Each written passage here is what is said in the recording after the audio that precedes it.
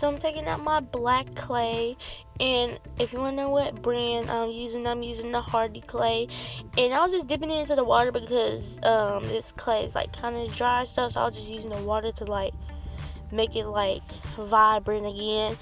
And so I'm just taking it, I'm shaping it into a circle, like a big circle, and then I'm pressing down inside of it, and making a hole, and then I'm taking my finger and going to the side of it, making a hole, if you get what I mean.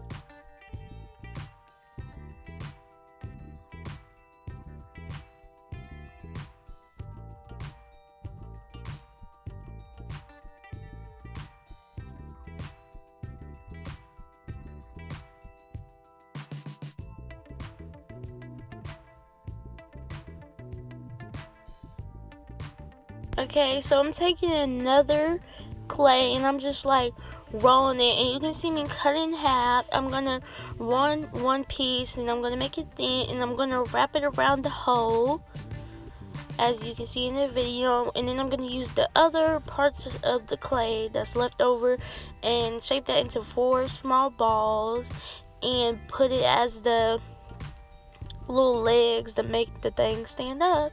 And tip, when you're working with clay and stuff, you want to make stuff like blend together and stuff, just use some water, and if you want to get some cracks out, just use some water.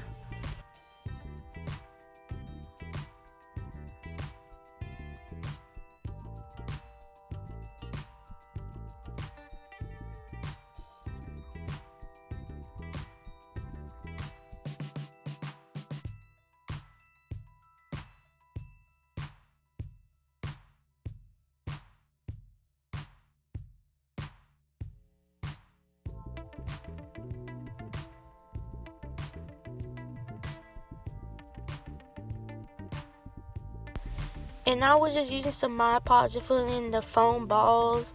My hand was in the way, but you can like get the gist of it.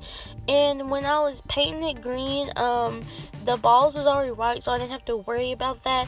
So I just put some white acrylic paint on the sides of it, for I won't have to do like a bunch of layers of the green. And I ended up doing 2 layers just to make it like pigmented. Like, it was already pigmented, but I just wanted a little bit like more, so I just put a second layer on it, and that's really all you need. And then after that, you just gloss it, and then it's just all done.